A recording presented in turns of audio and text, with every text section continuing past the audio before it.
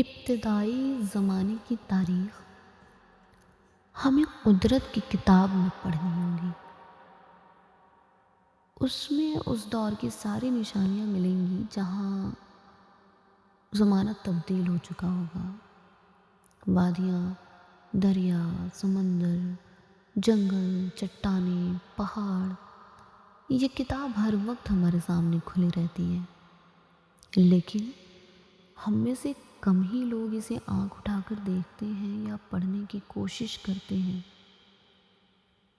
اگر ہم انہیں پڑھنا سیکھ لیں تو کتنی ہی مزے کی کہانیاں یہ ہمیں سنا سکتی ہیں۔ پتھر کے صفحوں پر لکھی جو کہانیاں ہم پڑھیں گے وہ پریوں کے قصوں سے کہیں زیادہ مزیدار ہوں گی، کیونکہ دراصل وہ حقیقت ہوں گی۔ بہرحال قدرت کی اس کتاب میں ان پرانے وقتوں کا تھوڑا بہت حال تو ہم پڑھ ہی سکتے ہیں۔ کبھی سنا تھا کہ لوگ پہلے تجارت کے لیے سمندری سفر طے کیا کرتے تھے۔ اسی سمندری سفر کی بدولت مجھے بھی قدرت کی کتاب کا ایک سرمایہ دیکھنے کا موقع ملا۔ ممبئی، جسے جادو کی نگری بے شک کہہ سکتے ہیں، وہاں بے انتہا خوبصورت چھوٹا سا آئی لینڈ ہے جو کہ ایلیفینٹا کیو کے نام سے جانا جاتا ہے۔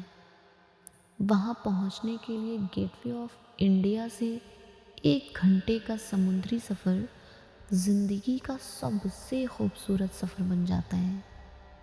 وہ 1 گھنٹے کا سفر ہمیں کتنی یادیں دے جاتا ہے۔ آج کے دور میں تو اسٹیمر موجود ہیں، مگر ابتدائی دور میں اسٹیمر یا سمندری جہاز تو ہوتے ہی نہیں ہوں گے۔ اور تو اور سوچو اس زمانے میں کشتیاں بھی درختوں کو کھوکھلا کر کے بنائی گئی ہوں گی۔ ویسے ان دنوں سمندر کا سفر بھی رہا ہوگا بڑا ہی دلچسپ۔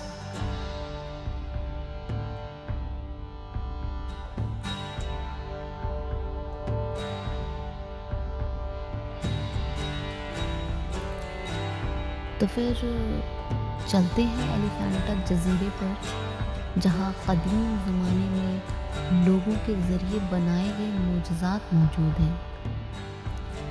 وہاں آنکھوں کو بڑی ہی حیران کر دینے والی نقاشیاں ہیں۔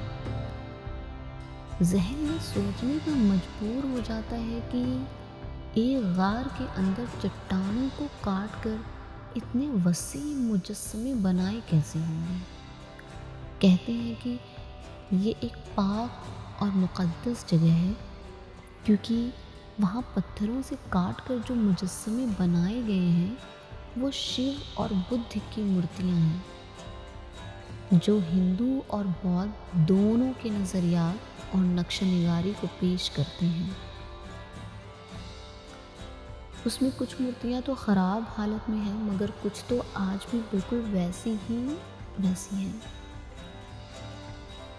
بہرحال جب آپ خود اس جزیرے تک پہنچیں گے تو خود بخود آپ انہی پرانے زمانے کی تاریخ، اس زمانے کی بنائی گئی نشانیاں اور دیوار پر بنے وسیع مجسموں میں ڈوب جائیں گے۔